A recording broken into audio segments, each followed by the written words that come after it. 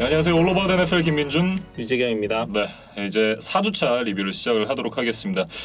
일단 제가 오늘 상태가 굉장히 안 좋습니다. 제가 아침부터 이제 메이저리그 이제 포스트 시즌 시작했잖아요. 아침부터 정말 치열한 혈투를 중계를 하고 왔기 때문에 사실 이게 포스트 시즌이다 보니까 이제 중계 준비를 하는데도 좀 시간이 많이 걸리고 좀 다른 경기들도 좀 많이 찾아보고 해야 됐기 때문에 오히려 이 NFL 경기들을 좀 제대로 잘 못 봤어요. 네, 그래서 유재경 PD가 최대한 준비를 많이 해왔고 저도 뭐 나름 준비를 좀 해오긴 했습니다만 저는 이번 주에는 좀 많이 묻어가는 그런 한 주가 될 것 같습니다. 또 현생이 바쁘다 보면 또 이런 이제 주간도 있고 네. 또 시청자분들께서 조금 양해를 해주시면 좋을 것 같습니다. 네, 제가 이제 이번 주에는 열심히 버스를 타면서 한번 출발을 해보겠습니다. 첫 번째 경기부터 얘기를 해보죠. 일단 Thursday Night Football이었던 잭슨빌 제기어스와 신시내티 벵갈스의 경기입니다. 24대 21로 이제 신시내티가 승리를 가져갔는데 이 경기는 이제 조 버로우와 트레버 로렌스, 그러니까 2019 시즌 내셔널 챔피언십이죠. 이제 앞에 숫자는 2020으로 바뀝니다만 2019 시즌에 대학 풋볼 챔피언십 경기에서 두 선수가 맞붙었던 적이 있었는데 그때 당시에 조 버로우 선수가 이 트레버 로렌스 선수에게 대학 풋볼 사상 첫 번째 커리어 패배를 안겨줬습니다. 그리고 이제 몇 년이 지나서 이 두 선수가 프로에서는 또 첫 대결을 펼쳤는데 이번에도 이제 버로우가 짜릿한 승리를 가져갔어요. 네. 그리고 또 하나 좀 재밌는 부분이 조 버로우와 어반 마이어도 또 인연이 있었습니다. 그러니까 버로우가 이제 LSU에서 이제 꽃이 피기는 했지만 사실 그 전에는 이제 오하이오 스테이트에서 드웨인 해스킨스의 백업으로 있었던 선수기도 했어요. 그러니까 지금 프로에서의 두 선수의 위상을 좀 비교해 보면 네. 조금 언뜻 이게 정말 사실인가 이제라는 생각이 들 정도의 뭐 그런 과거가 있었는데 그 당시에 이제 어반 마이어 감독이 오하이오 스테이트의 감독으로 있었기 때문에 이제 이 두 사람은 대학 시절 사제지간이기도 했습니다. 그래서 뭐 혹시나 이제 버로우가 주전이 아니었기 때문에 두 사람의 관계가 좀 나쁘지 않았을까? 뭐 그런 생각을 저도 조금 해봤었는데 실제로 이제 그러지는 않았다 그래요. 그래서 버로우도 인터뷰에서 자신이 성장하는데 어반 마이어가 많은 도움을 줬다고 이제 그렇게 밝힌 바 있었고 네. 어반 마이어도 이제 NFL 감독이 이번 시즌 처음이잖아요. 그러다 보니까 시즌을 앞두고 버로우에게 연락을 직접 해서 뭐 내가 NFL 감독을 수행하는 거, 그다음에 뭐 트레버 로렌스를 뽑을 것 같은데 이 선수를 어떻게 뭐 좀 트레이닝을 해야 될지 뭐 이런 거에 대한 조언을 좀 구했다고 하고 이거를 조언을 구했다는 것 자체가 네. 저는 좀 말이 안 되는 것 같아요. 왜냐하면 사실 조 버로우도 지난 시즌에 뛰다가 부상당해가지고 사실상 풀 시즌을 안 뛴 선수잖아요. 지난 시즌 루키였고, 근데 이 선수한테 루키 쿼터백을 코칭하기 위한 어떤 팁을 배웠나? 물론 이제 배울 게 없지 않겠지만 글쎄요. 여기에 물어봤다는 것 자체가 저는 좀 그렇네요. 네. 잭슨빌의 시즌 초반 행보가 워낙 좋지 않기 때문에 또 결과론적으로 또 이제 그런 이야기도 나오는 것 같고 어쨌든 이 두 사람이 뭐 치열하게 승부를 펼쳤지만 또 경기가 끝나고서는 또 서로 반갑게 인사를 하는 이제 그런 모습을 또 만날 수가 있었습니다. 네. 좀 놀랍게도 잭슨빌이 앞서가기 시작했어요. 저는 진짜 깜짝 놀랐어요. 사실 벤갈스가 좀 손쉽게 승리를 가져가지 않겠느냐 저도 그런 예상을 하면서 경기를 지켜봤는데 네. 생각보다 전반에는 잭슨빌이 뭐 공격이면 공격, 수비면 수비 모두 굉장히 안정적인 모습을 보여줬거든요. 이제 그러면서 14대 0으로 앞서면서 이 전반에 마쳤는데 후반에 결국 좀 뒷심 부족 좀 지키는 거에서 좀 문제를 드러내면서 네. 결국 마지막 순간에 좀 패배를 하고 말았습니다. 지난주에 이제 그런 말씀 드렸었잖아요. 트레버 로렌스가 뭐 내용적으로는 점점 더 나아지고 있다라는 이제 말씀을 드렸었는데 이날도 어쨌든 굉장히 잘했다라고 보기는 좀 어렵겠지만 확실히 지난 경기들보다는 또 나아지는 모습을 보여줬어요. 사실 커리어 첫 3경기에서 턴오버가 무려 9개였어요. 이게 지금 리그 1위의 기록일 정도로 좀 불명예를 안고 있었는데 적어도 이날은 턴오버 없이 경기를 이제 마쳤거든요. 이것만 해도 좀 큰 수확이라고 봐야 될 것 같고 네.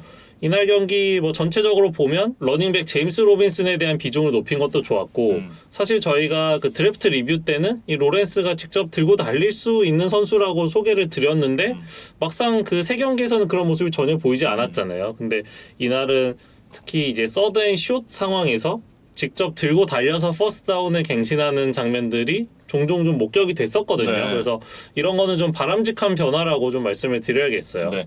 하지만 여전히 이제 이 잭슨빌의 어떤 전반적인 경기 내용은 좀 아쉬운 부분들이 많았다라고 얘기를 해야 될 것 같은데요.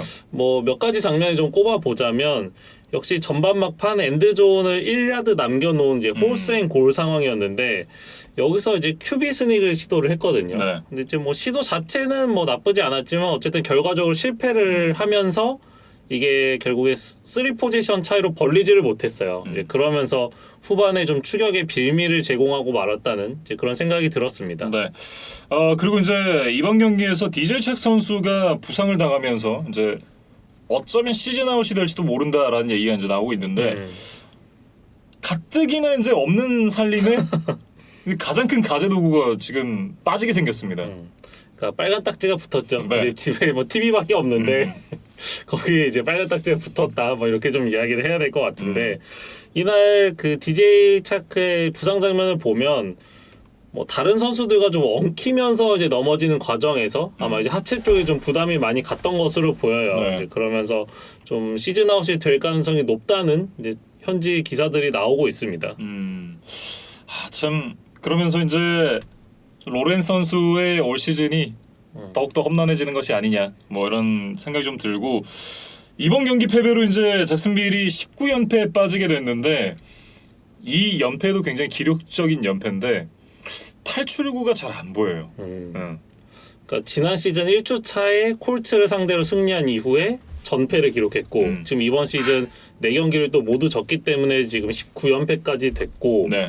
이제 어떤 NFL 역대 기록과 좀 비교를 해보면 1942 시즌부터 45 시즌까지 시카고 카디널스 이 팀이 29연패를 했다 그러거든요. 그래서 과연 이 잭슨빌이 이 정말 오래된 좀 해묵은 기록을 사실 안 좋은 기록인데 그렇죠. 이제 이거를 깨게 되지 않을까 조금 걱정이 드는 상황입니다. 그래서 향후 11경기 스케줄을 살펴봤어요. 네. 그래야 이제 30연패가 되니까. 그렇죠. 한번 제가 말씀을 드려보겠습니다. 타이탄스, 돌핀스, 시옥스, 빌스, 콜츠, 나이너스, 펠컨스, 램스, 타이탄스, 텍산스, 제츠.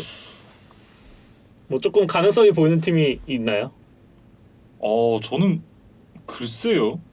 잘 안 보이는데요. 그러니까 그나마 타이탄스가 지금 이제 이 리시버 그렇죠. 듀오가 빠져 있고 돌핀스도 지금 투아가 부상을 당해서 나가 있긴 하지만 사실 투아의 공백은 크게 느껴지지 않거든요. 나머지는 사실상 좀 강팀으로 분류가 되는 팀들이고 콜츠도 그때 되면 어느 정도 부상자 돌아오고 올라온다고 봤을 때 제츠가 관건인데 근데 뭐 이번 주 보셔서 아시겠지만 제츠가 이 시점으로 가면 지금 제츠 그리고 1, 2주차에 정말 이 처참한 경기를 보여줬던 제츠와는 다른 팀이 돼 있을 거거든요. 이거 쉽지 않겠는데요. 그러니까 저도 정말 후하게 보더라도 돌핀스, 콜츠, 펠컨스, 텍산스 정도. 그다음에 네. 이제 마지막에 제츠인데 만약에 혹시나 이 텍산스까지 이 10경기를 모두 져서 이제 29연패 타이가 된다면 이제 기록 경신에 도전하는 경기 상대가 제츠가 되는 거거든요. 그래서 그 경기도 굉장히 좀 재밌을 수 있겠다. 이제 이런 생각이 좀 들었습니다. 굉장히 좀 흥미로운 그런 또 기록이 세워질지 한번 지켜봐야겠네요. 어쨌든 이 잭슨빌 제규어스는 경기도 경기인데 굉장히 큰 문제가 하나 생겼습니다. 이게 Thursday Night Football이었고 경기를 일찍 했잖아요. 그러니까 주말에 할 게 없었나 봐요. 어반 마이어 감독이 술집 가가지고 여자 엉덩이를 만지고 부비부비를 하다가 딱 걸렸습니다. 그러니까 일리걸 모션인 거죠. 뭐 누군가에 의해서 또 영상으로까지 촬영이 됐어요. 네. 이제 그러다 보니까 뭐 빼박 증거가 있었다. 그렇죠. 그리고 뭐 본인이 아니었다고 뭐 거짓말을 치기에도 뭐 오하이오 스테이트 옷을 입고 있었다 그래요. 핑크색 이제 프로버라고 해야 될까요? 그걸 입고 있었는데 여기 오하이오 스테이트 마크가 박혀 있어요. 이거는 빼박입니다. 그러니까 뭔가 자신이 이제 감독을 했었던 학교의 명예까지 좀 실추를 했고 또 자기가 지금 몸담고 있는 프로팀의 또 명예까지 실추를 했으니까 네. 어반 마이어 감독이 아마 한국 시간으로 이제 목요일이죠. 음. 저희 녹화 기준으로 오늘 뭐 이제 기자회견을 통해서 좀 사과를 한 것으로 좀 알고는 있는데 네.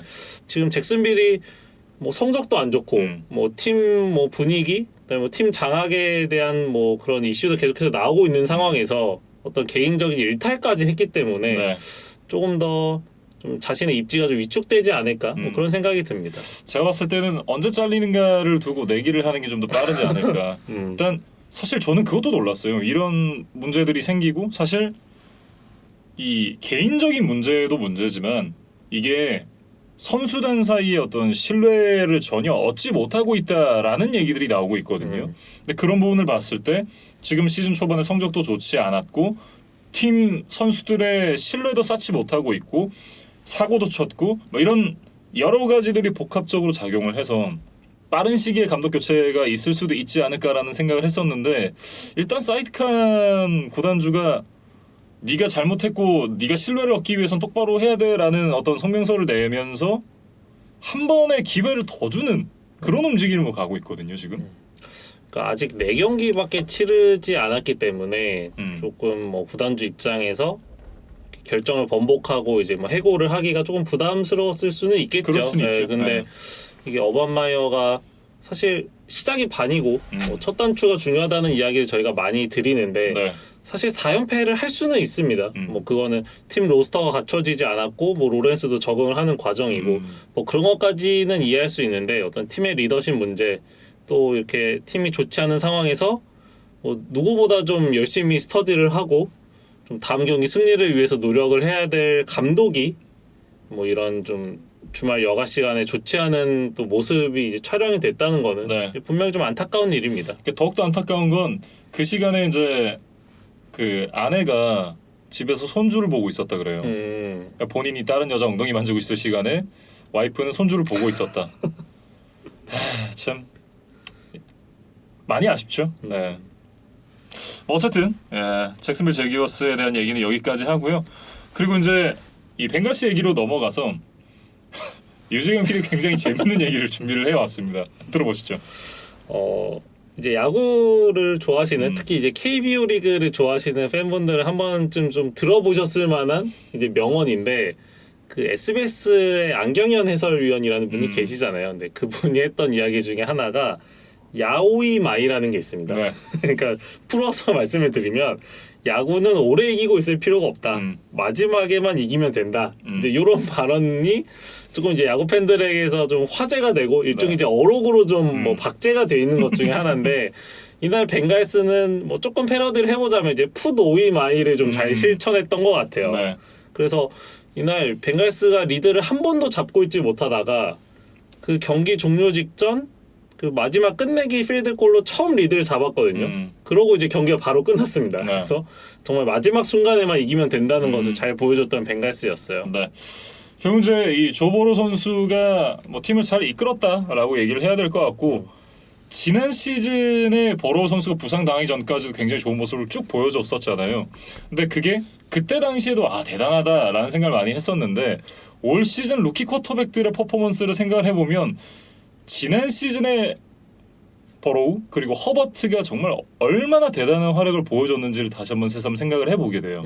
그러니까 이날 경기도 사실 전반에는 이제 무득점에 그쳤는데 후반에 이 샷건 비율을 좀 높인 것이 좀 잘 통했어요. 네. 그러면서 역전의 발판을 마련했고 이날 뭐 348야드 2개 터치다운에 턴오버가 없었으니까 뭐 굉장히 좋은 후반전을 보냈다 이렇게 이야기를 할 수 있겠고 물론 뭐 경기를 이기고 나서 한 인터뷰니까 당연하기도 하겠지만 이 전반이 끝나고 라커룸에 들어갔을 때 뭐 자신을 포함해서 선수들이 전혀 패닉하지 않았고 뭔가 다 이렇게 하나로 뭉쳐서 뭐 후반에 역전을 해보자 이런 좀 분위기가 있었다 그래요. 네. 이제 그러다 보니까 후반에 뭐 버로우를 포함해서 이제 모든 벵갈스 선수들이 좀 좋은 모습을 보여줬던 것 같습니다. 저는 이게 굉장히 의미가 있다라고 생각을 하는 것이 사실 뭐 옛날에 클리블랜드 브라운즈나 혹은 지금 잭슨빌 제규어스나 그리고 조 보로우가 오기 전까지의 신시내티 벵갈스 같은 경우는 물론 이제 뭐 신시내티 벵갈스도 포스트 시즌도 나가고 했던 팀이었지만 근데 뭐라고 해야 될까요?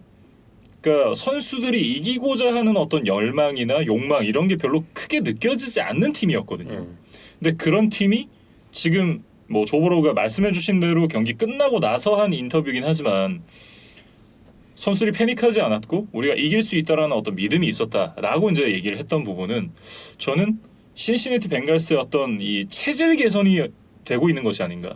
저는 그런 생각이 들어서 향후 미래가 상당히 좀 기대가 되네요. 이 얘기를 듣고 나니까.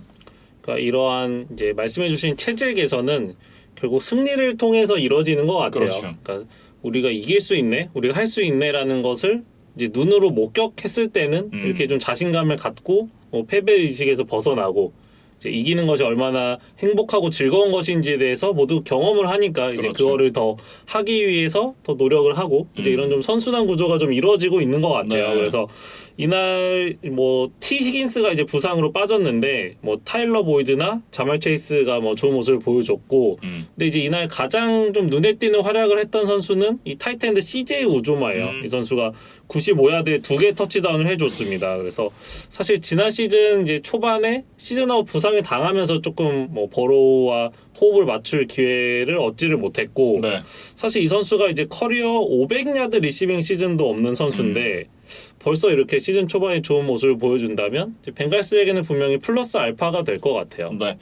그리고 이제 이 키커 에반 맥퍼슨이 이제 커리어 첫 번째 필드골을 미스를 하긴 했지만 벌써 시즌이 4주차가 끝났는데 두 번째 끝내기 필드골을 기록을 했습니다.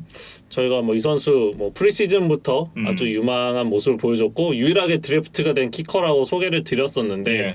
이번 경기에서도 결국에 이제 끝내기 필드골을 아주 침착하게 넣어줬습니다. 그래서 뭐 벵갈스가 이런 뭐 막판 뒷심 이제 이런 건 이제 키커의 역할도 굉장히 중요한데 키커도 굉장히 지금 좋은 선수를 가졌다. 이것도 지금 벵갈스가 기세를 탈 수 있는 요인 중에 하나인 것 같아요. 그래서 네.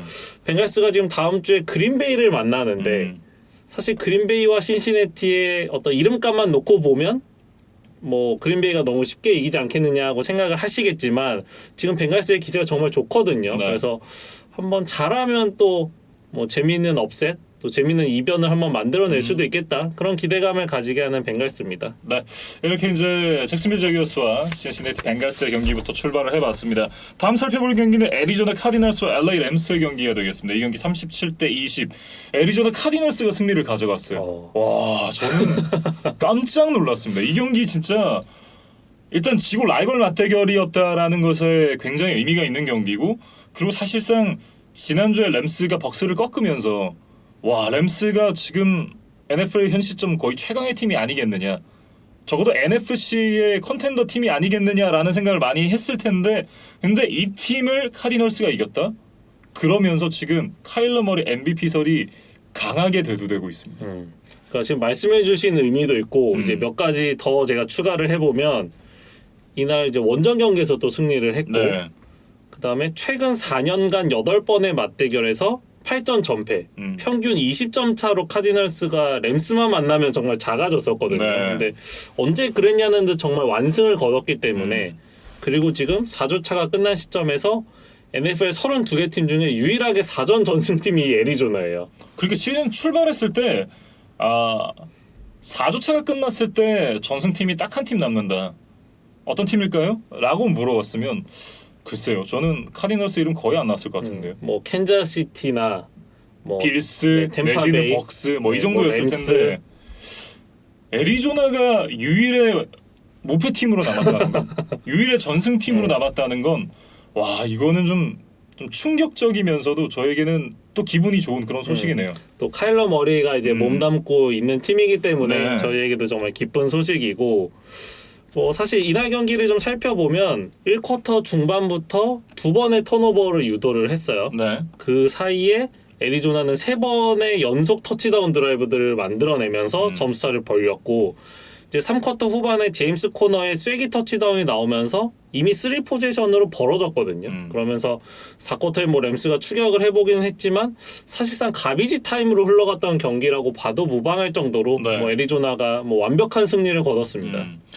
어쨌든 뭐 카일러 머리 선수가 MVP 경쟁자 이 매튜 스태포드를 상대로 완승을 거뒀다라는 것에 좀 큰 의미가 있는 경기인 것 같은데 뭐라고 해야 될까요? 그러니까 NBA를 보면 제임스 하든이 농구 도사 같은 느낌을 주잖아요.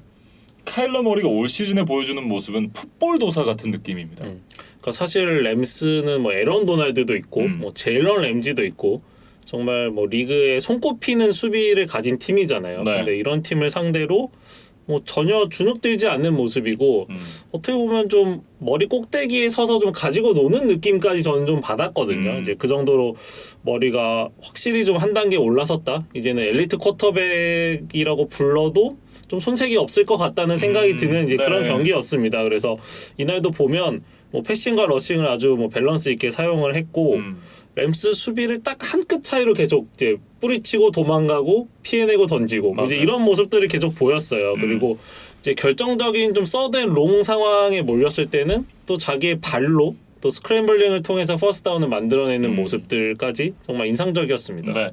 뭐 어쨌든 이 전반적인 풋볼 레벨이 한 단계 업그레이드가 됐다라고 평가를 해야 될 것 같고 지난 시즌까지만 하더라도 어느 정도 이제 기복이 있는 모습이 좀 있었고 경기별로 이제 컨디션에 따라서 혹은 이제 그날 어떤 상대 팀에 따라서 퍼포먼스가 좀 달라지는 듯한 느낌이 있었는데 올 시즌은 뭐 팀도 잘 보강이 돼서 그런 부분도 있겠습니다만 전반적인 카일러 머리 선수의 풋볼에 대한 이해도라든지 어떤 퍼포먼스가 한 단계 진화했다라는 생각이 들어요. 사실 저희가 이제 이 NFL 탑 100에 대해서는 조금 이제 소개를 많이 못 해드렸었는데 이게 이 NFL에서 뛰고 있는 동료 선수들이 다른 선수들을 이제 평가해서 매기는 일종의 선수 랭킹입니다. 그렇죠. 근데 이게 뭐 각 시즌 전에 항상 이제 발표가 되는데 이 카일러 머리가 2020 시즌을 앞두고는 92 그리고 2021 시즌을 앞두고는 39위에 뽑혔어요. 근데 네. 이게 쿼터백 포지션만 이제 따로 빼서 보면 8위의 기록인데 사실 저는 이 뭐 뉴스 소식을 보고 뭐 내심 기쁘면서도 카일러 머리가 그렇게 높은가? 왜냐면 팀도 플레이오프에 아직 못 갔고 뭐 말씀해주신 대로 기복이 저는 좀 있다고 생각을 네. 했기 때문에 생각보다 조금 순위가 높네라고 이제 생각을 했었는데 역시 좀 가까이서 부딪혀본 선수들의 눈이 좀 정확했다. 이 아마 머리에 이번 시즌 스텝업을 좀 예견한 순위가 아니었나. 네. 그리고 이번 시즌 이런 활약을 해준다면 내년 시즌을 앞둔 NFL 탑백에서는 훨씬 더 높은 순위에 있겠다. 뭐 이런 기대감을 좀 가져봅니다. 네. 그리고 이날 이제 러싱 플레이도 굉장히 좋았었는데 체이스 에드먼즈 선수가 54야드 빅플레이를 포함해서 120야드를 뛰었고요. 제임스 코너가 지난 경기에 이어서 또다시 멀티 터치다운을 기록을 했습니다. 이날 이제 팀의 러싱만 216야드였는데 뭐 물론 이제 칼럼 머리 선수도 잘 뛰어줬고 전반적으로 이제 이 러싱 플레이들이 굉장히 좋았다라고 얘기를 해야겠죠. 그러니까 사실은 캐년 드레이크가 빠졌기 때문에 뭐 이번 시즌 뭐 수비도 보강이 되고 뭐 에이제 그린도 왔지만 러싱 공격은 좀 약하지 않겠느냐는 저희가 예상을 했었는데 네. 적어도 이날 경기에서는 뭐 램스의 러싱 디펜스를 압도하는 아주 좋은 모습을 보여줬고 뭐 에이제 그린이나 뭐 디안드레 홉킨스, 맥스 윌리엄스 같은 선수도 좀 골고루 활약을 해줬어요. 그래서 이제 머리가 홉킨스 의존증에서 좀 벗어나서 정말 다양한 옵션들을 활용하면서 이제 경기를 이길 줄 아는 선수가 된 것 같습니다. 네. 그러면서 이제 뭐 공격이면 공격, 수비면 수비 양면에서 굉장히 좋았던 이 카디널스였고 결국은 이 턴오버를 잘 만들어냈던 부분이 경기의 결정적인 승리 요인이 아니었을까 그런 생각이 들거든요. 그러니까 바이런 머피가 인터셉션을 네. 기록을 했고 또 부다 베이커가 펌블 리커버리를 해줬어요. 그래서 이 세컨더리 핵심 선수들이 또 한 장면씩 아주 빛났고 특히 이 램스의 공격에서 가장 중요한 선수라고 하면 결국 스태포드와 쿠퍼컵인데 그렇죠. 이 쿠퍼컵을 굉장히 잘 막았어요. 이날 컵이 13번의 패스 타겟이 됐는데 그중에 5번밖에 캐치가 안 됐거든요. 그러면서 이제 64야드로 완전히 묶였는데 그러다 보니까 이 카디널스가 램스의 공격을 20점으로 제어할 수 있었다. 이제 그렇게 좀 말씀을 드리겠습니다. 네. 그러니까 램스가 쿼터백을 갈아 끼면서 한층 강팀이 된 건 맞지만 그만큼 패스에 대한 비중이 좀 높아졌거든요. 근데 이게 이제 차저스 경기가 끝나고 나서 지난 시즌까지 이제 차저스의 디펜시브 코디네이터였던 브랜든 스테일리가 그런 얘기를 했어요. 러싱을 해야 된다. 러싱이 되지 않든 되든 러싱을 해야 경기를 풀어나갈 수 있다. 라는 얘기를 경기 후 인터뷰에서 했었거든요.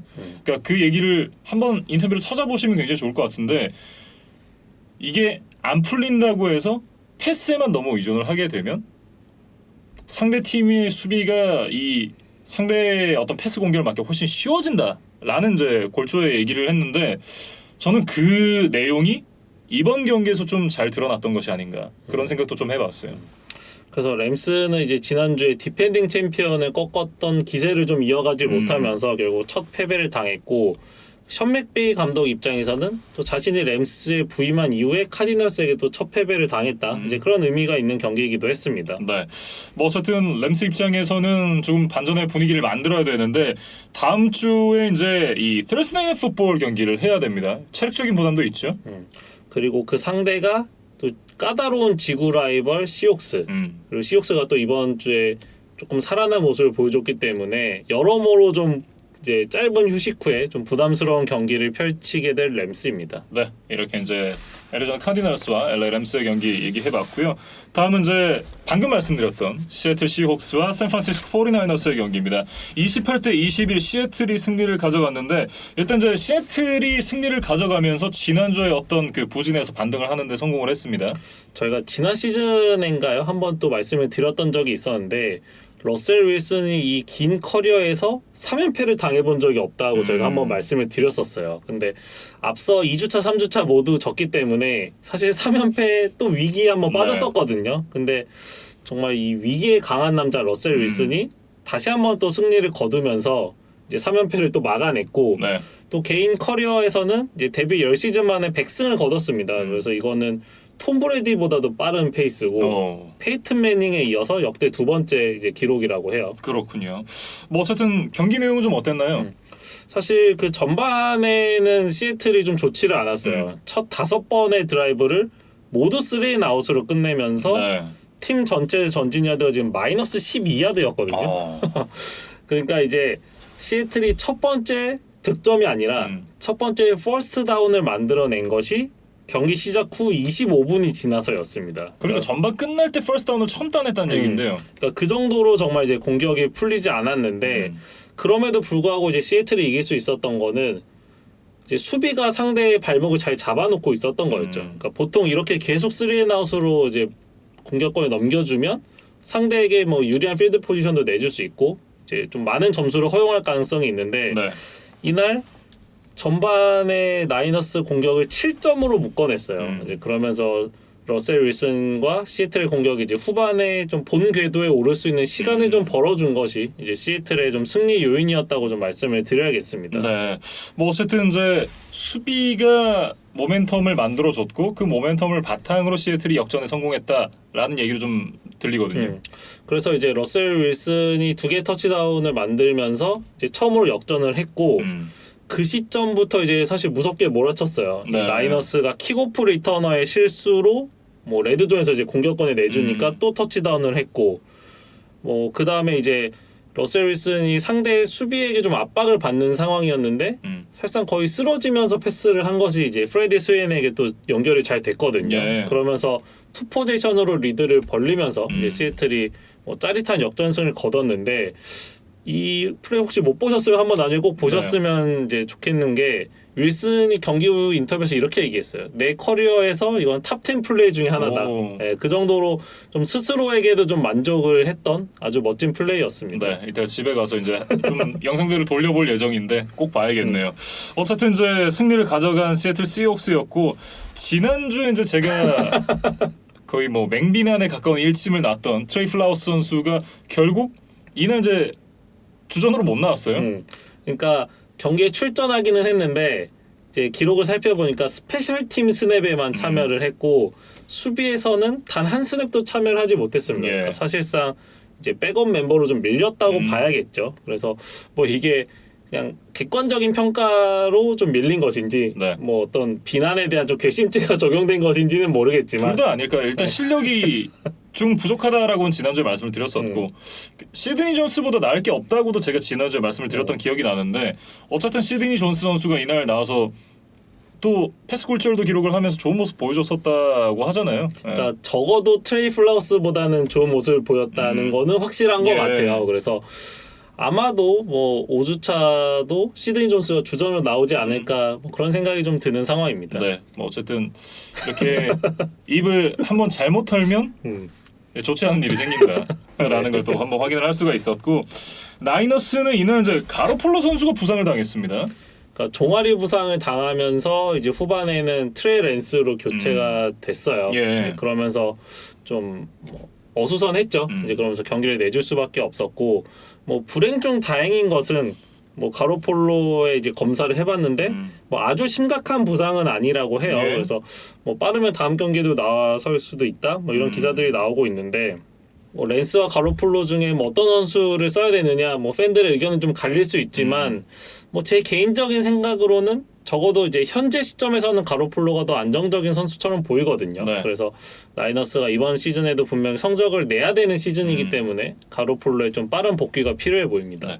다만 이제 이런저런 상황들을 좀 지켜봤을 때 가로폴로가 샌프란시스코 49ers 유니폼을 입고 뛸 날은 그렇게 많이 남진 않았다라는 생각이 좀 들어요. 저도 이제 동의를 하게 되는 게 이제 현재 시점에서는 가로폴로가 더 안정적이지만 랜스도 이제 조금 더 준비를 할 시간들이 남아 있고 네. 또 랜스에게 워낙 많은 드래프트 픽이 투여가 됐기 때문에 그렇죠. 랜스에게 기회를 주지 않을 수 없는 상황이거든요. 그래서 아마 가로폴로와 나이너스의 동행은 그렇게 오래 남은 것 같지 않다. 그 의견에는 이제 저도 적극 동의를 하게 됩니다. 네. 뭐 어쨌든 나이너스의 경기는 좀 어떻게 보셨나요? 그러니까 랜스가 이제 후반에 나왔는데 네. 뭐 기록적으로는 나쁘지 않았어요. 뭐 157야드에 2개 터치다운 그리고 41 러싱 야드까지 기록을 했습니다. 그리고 그 시애틀의 어떤 커버리지 미스를 틈타서 디보 세뮤얼에게 76야드 빅플레이를 또 연결하기도 했어요. 그래서 조금 이제 기록은 예쁘게 나왔는데 그럼에도 불구하고 패스 성공률이 지금 50%고 그렇죠. 전체적으로 조금 세밀함과 안정감은 좀 떨어져 보였다는 것이 제 개인적인 좀 감상평이었습니다. 네.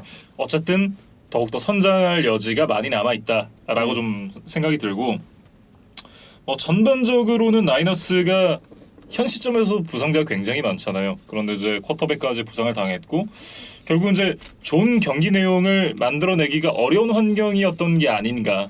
결국은 그런 생각이 들거든요. 그러니까 가로폴로의 부상도 분명히 이 경기 중요한 이제 요인이었지만 스페셜 팀의 뭐 부상과 부진도 사실 이 경기 한적으로는 더 큰 이제 팩터였다고 생각이 예. 들어요. 그러니까 애초에 키커 로비 굴드가 부상을 당하면서 나오지를 못했고 결국에 이제 펀터 위시나우스키가 키커 역할까지 처음부터 끝까지 이제 대체를 했거든요. 예. 근데 이제 자기 전문 분야가 아니다 보니까 뭐 필드골 미스도 있었고 엑스트라 포인트 미스도 있었고 뭐 전체적으로 나이너스가 킥을 시도해야 맞는 상황에서도 뭐 투포인트 컨버전을 시도하거나 뭐 고포릿을 시도하거나 이런 장면들이 나중에는 보였어요. 네. 이제 그러다 보니까 칼 셰넌 감독이 좀 경기 운영을 하는데 그 자체에 좀 어려움이 있었다. 이제 이런 생각이 들었고 네. 그다음에 이제 앞서 말씀드렸던 그 리터너의 문제. 지금 트렌트 캐논인데 사실 두 번의 미스가 있었습니다. 한 번 이제 공을 놓쳤다가 그걸 다시 잡았는데 이제 그러면 이미 야드 손해를 많이 봤잖아요. 그렇죠. 근데 이제 그거를 몇 야드라도 더 나아가 보겠다고 이게 다이빙을 했어요 앞으로. 근데 이제 그러다가 공이 또 떨어지면서 그게 이제 시애틀에게 공이 넘어가고 말았거든요. 손에서 빠졌군요. 네. 그래서 그게 좀 결정적이었고 뭐 이거는 뭐 승패와는 조금 무관했을 수 있지만 그 다음에 이제 상대가 또 킥을 했는데 이게 엔드존에 떨어져서 터치백이 되는 줄 알고 공을 잡지를 않았는데 그게 엔드존 앞에서 필드 안쪽에 들어오면서 이제 뒤늦게 공을 잡은 거죠. 근데 그때는 이미 수비가 이제 덮쳐오는 상황이었기 그렇죠. 때문에 또다시 여기서 야드 손해를 봤다. 그래서 지금 뭐 주전 쿼터백도 빠진 상황에서 스페셜 팀이라도 좀 받쳐줬어야 이 지구 라이벌을 이길 수 있었는데 네. 뭐 키커의 문제, 그다음에 리터너의 문제들이 발생하면서 라이너스가 이번 경기 좀 어려운 뭐 싸움을 할 수밖에 없었습니다. 네. 어쨌든 이제 전반적으로 부상자가 많으면서 경기력에서 조금 이런저런 구멍들이 많이 느껴지는 샌프란시스코 49ers 인데 하루빨리 부상자들이 좀 빨리 돌아와야겠다라는 생각은 드네요. 그리고 이제 다음 주가 애리조나와의 또 지구 라이벌전인데 지금 애리조나가 예전에 알던 그 애리조나가 아니거든요. 아, 그럼요. 네. 그래서 지금 어떻게 보면 샌프란시스코가 언더독인 상황이다. 네, 그렇게 좀 말씀을 드리겠습니다. 네, 시애틀 시웍스와 샌프란시스코 49ers의 경기에 대해서 얘기를 해봤습니다.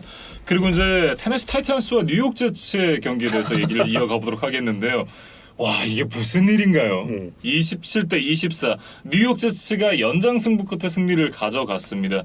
뉴욕 제츠가 많은 사람들의 예상보다 훨씬 더 빠른 시점에 첫 승을 거뒀습니다. 그러니까 지금 잭슨빌과 디트로이트는 아직 첫 승 신고를 못했는데 네. 그 팀들보다 제츠가 일단은 먼저 이제 첫 승 신고를 하는데 성공을 했어요. 아니, 왜냐면 AJ 브라운이랑 훌리오 존스가 못 나온다라는 건 알고 있었지만 그래도 데릭 헨리가 있는 팀이잖아요. 테너힐도 있고. 근데 이 팀이 제츠에게 진다라고 생각하신 분들 많지 않으셨을 거예요. 그러니까 말씀해주신 두 선수 외에도 펀터 브레이컨도 이제 빠졌고 또 FA로 영입했던 넘버원 패스러셔 버드 듀프리도 이날 경기 인액티브 명단에 올랐거든요. 예. 그러니까 분명히 타이탄스가 전력 손실이 많았고 그래서 이제 혹시나 하면서 좀 경기를 지켜봤는데 생각보다 제츠의 경기력이 좋으면서 뭐 대이변을 일으켰다 이렇게 좀 말씀을 드리겠습니다. 네. 어떻게 지금 승부가 흘러갔는지가 저도 너무 궁금한데 좀 얘기를 좀 해주시죠. 사실 타이탄스가 경기 초반에 좀 차이를 확 벌리고 이제 제츠가 따라올 엄두를 못 내게 만들 수 있는 기회는 분명히 있었어요. 그러니까 첫 세 번의 드라이브에서 모두 레드존에 들어갔는데 여기서 단 한 개의 터치다운도 나오지 못하고 모두 필드골로 마무리를 했거든요. 네. 그러면서 이제 9대 0까지밖에 달아나지를 못했던 거죠. 그러다 보니까 이제 뒤에 좀 추격의 빌미를 내줬고 이 과정을 보면 뭐 색을 당하는 장면, 그다음에 뭐 센터의 스냅 미스로 야드를 후퇴하면서 뭐 뒤로 물러서는 장면 이런 장면들이 좀 겹치면서 타이탄스가 터치다운을 만들지 못했던 게 좀 두고두고 한이 될 것 같아요. 네. 어쨌든 그런 기회들에서 이제 미스가 나고 나면 상대편의 어떤 공격이 굉장히 거세지잖아요. 그러니까 제길슨도 이제 초반에는 인터셉션을 하나 기록하면서 또 뭐 이런 이제 생각이 들었는데 네. 이 쿼터 정도부터 좀 힘이 이제 나기 시작했던 것 같아요. 그래서 윌슨이 이제 저희 드래프트 때도 이야기를 했지만 이 선수가 이제 모빌리티가 있는 선수다 그런 점들을 좀 강조했고 뭐 다양한 팔각도로 뭐 마홈스처럼 던질 수 있다 이런 장점들을 이야기를 했는데 네. 이날은 그 말씀드렸던 모빌리티가 좀 살아났어요. 그래서 뭐 많은 러싱 야드를 기록했다는 게 아니라 이 포켓을 빠져나와서 플레이를 연장하고 리시버가 더 깊은 곳에서 열릴 수 있는 시간들을 만들어줬거든요. 그러면서 윌슨의 좀 빅플레이들이 연달아 터지면서 이제 제츠가 좀 모멘텀을 가져올 수가 있었던 경기였습니다. 네. 뭐 어쨌든 좀 인상적인 플레이들이 많았다라고 이제 적어 오셨는데 어떤 플레이들이 있었나요? 뭐 몇 가지 장면들이 있었는데 이제 첫 번째는 스냅을 받았는데 그 공이 미끄러졌어요. 그래서 사실 바로 펌블이 됐는데 네. 그러면 보통 그냥 그거를 어떻게 움켜 잡아서 이제 그냥 넘어지기에 급급한데 윌슨이 그걸 한 번에 이제 넘어지지 않고 바로 그거를 잘 공을 걷어낸 이후에 포켓 밖으로 빠져나와서 이제 뒷볼을 연결하는 데 성공을 했어요. 그러니까 이제 우리가 알던 좀 시즌 초반에 이렇게 허둥지둥 되던 이제 제길슨의 모습이 아니었다. 이제 그게 굉장히 인상적이었고 네. 그다음에 이제 코리 데이비스에게 53야드 뒷볼을 던진 게 어떻게 보면 이 역전의 이제 발판을 마련했던 장면이었는데 그 장면에 대한 이제 뭐 선수들의 인터뷰를 보니까 윌슨이 코리 데이비스를 향해서 이렇게 더 깊은 곳으로 들어가라고 손짓을 했다 그래요. 그리고 go deep이라고 외쳤다고 예. 합니다. 그래서 데이비스도 그 이야기를 듣고 더 안쪽으로 들어가서 근데 이제 그동안 윌슨이 이제 스크램블링으로 시간을 벌었고 이제 그 뒷볼을 성공시키면서 뭐 터치다운을 만들었던 것이 뭐 타이탄스에게도 좀 멘붕에 빠지는 계기였을 것 같고 뭐 제츠 팬들 그다음에 제츠의 동료 선수들도 좀 힘을 내는 그런 이제 사건이 아니었나 싶습니다. 네. 하지만 어쨌든 이 테네시가 역전을 당했음에도 결국 이제 영장 승부에 갈 수 있었던 부분.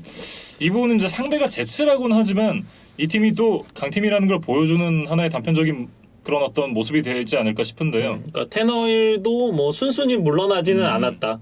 그러니까 지금 투미닛 드라이브에서 타임아웃이 없었거든요. 네. 그러다 보니까 데릭 헨리를 활용하는데 좀 제한이 있었어요.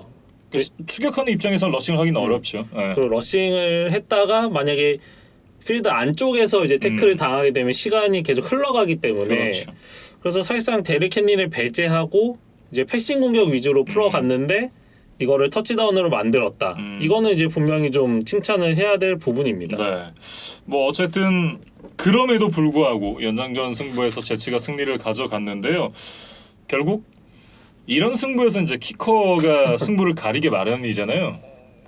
그러니까 타이탄스의 키커 문제는 좀 입이 아플 정도로 저희가 좀 자주 꺼내는 테마기는 한데 뭐 계속 문제가 생기다 보니까 저희도 얘기를 안 할 수가 없습니다. 그렇습니다. 그래서 이날도 이제 제츠가 먼저 필드골을 연장해서 기록을 했고 이제 타이탄스가 뭐 최소 무승부 혹은 이제 경기를 더 끌고 가기 위해서는 반드시 득점이 필요했던 상황이었는데 이 키커 랜디 블록에게 이제 49야드 필드골을 맡겼거든요. 네. 근데 이제 이것이 실패하면서 결국 이변의 희생양이 되고 말았습니다. 어쨌든 이제 승리를 가져간 제츠. 이날 또 재미있는 기록이 하나 나왔는데 퀸너 윌리엄스와 함께 퀸시 윌리엄스 이 형제가 같은 경기에서 동시에 색을 기록을 했습니다.